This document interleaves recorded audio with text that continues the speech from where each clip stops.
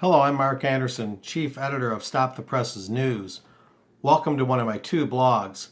The following editorial was also broadcast on KSDZ-FM, the Twister as it's known, in western Nebraska today, September 13, 2017, to listeners across millions of acres in 3 states. Also see my live video reports on a semi-regular basis on UK Column News, among other outlets. Now for the editorial.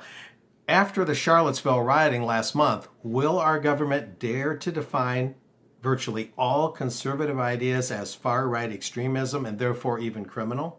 Will they make that connection? Well, yesterday, September 12th, 2 panelists who addressed the House Homeland Security Committee for a hearing come from organizations whose stock in trade is rooting out so-called right-wing hate speech. Ooh, there's that word, hate. Those 2 men are Orrin Siegel, director of the Center on Extremism of the Anti-Defamation League, and Richard Cohen, who's with the Southern Poverty Law Center, its president. Both of these rather disreputable organizations have been shown to harbor an extremist bias against nearly all modes of conservative thought in favor of left-wing ideologies, including left-wing extremism. The problem is they rarely acknowledge that Marxist leftist agitators, several of whom have violently shut down peaceful conservative speaking events at colleges, are the ones who've been actually engaging in criminal acts. Indeed, they were the chief instigators of violence in the Virginia melee.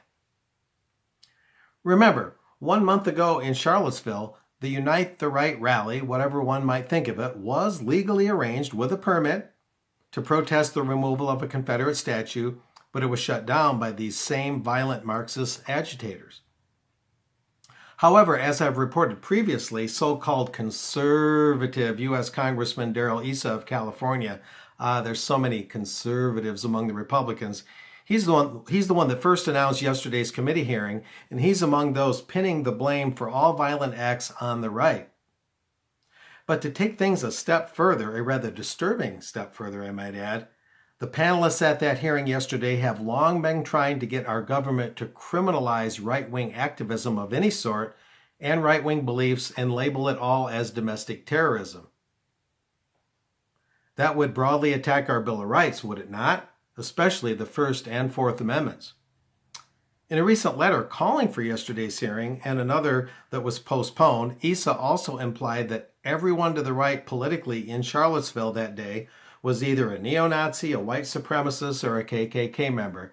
There just couldn't be any other variation, according to good old Darryl.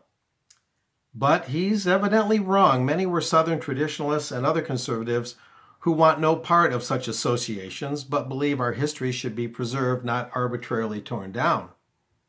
Yet, what really needs preserving is our constitutional rights, beyond just markers and historical statues.